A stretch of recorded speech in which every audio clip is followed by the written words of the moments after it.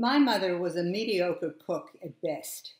She cooked a few things very well. Sweet and sour cabbage soup, which she prepared with chunks of fatty flanken, bone-in, giving the broth an unctuous, rich quality.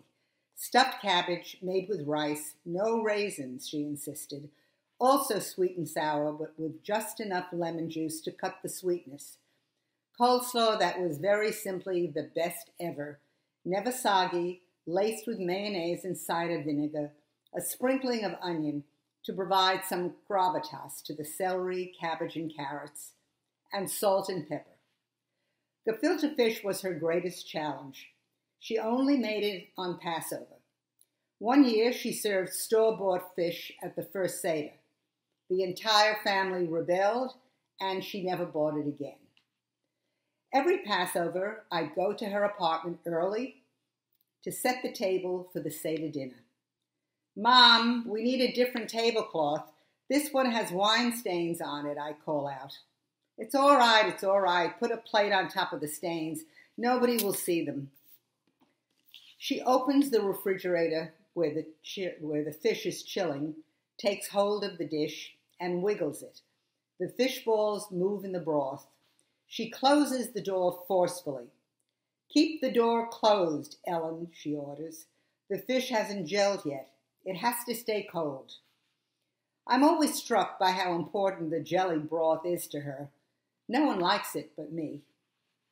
Latkes is her signature dish. She is 97 years old the last time she makes it for me.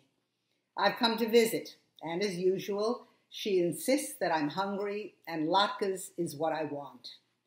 She is already positioned at the stove, the frying pan so hot that the cooking oil erupts when she adds a heaping spoonful of the raw mixture. Miraculously, her hands and house dress escape unscathed, though the linoleum kitchen floor is a glittery, slippery mess. Minutes later, she puts 3 potato pancakes on the plate. "Eat before they get cold." I take a bite. Such a sad impersonation of how they used to be when she was younger, healthier, and moved quickly and adroitly, turning the pancakes as they reached their optimum golden color, edges slightly crispy, the inside soft but never gooey, hiding a whisper of salt, a perfect melding of potato, onion, egg, and seasoning. Growing up on the Lower East Side, my mother had enough natural smarts to save her father Abe's shrinking hat lining business. But she never got the chance. The boys ran the business, while their sister ran errands and answered the telephone.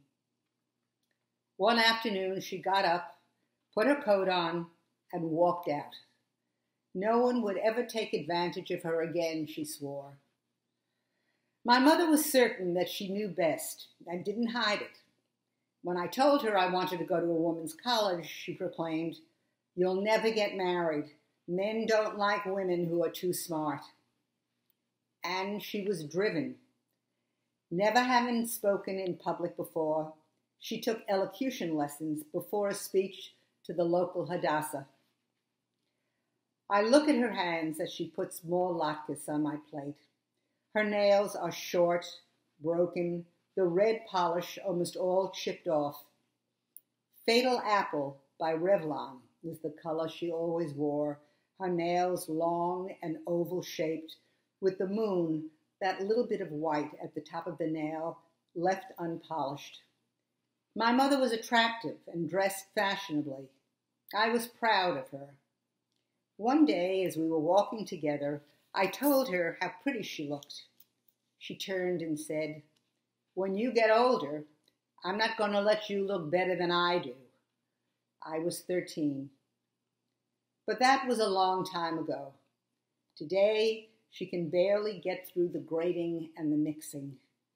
"Good?" she asks, watching me eat. "Of course," I reply. "You're the best."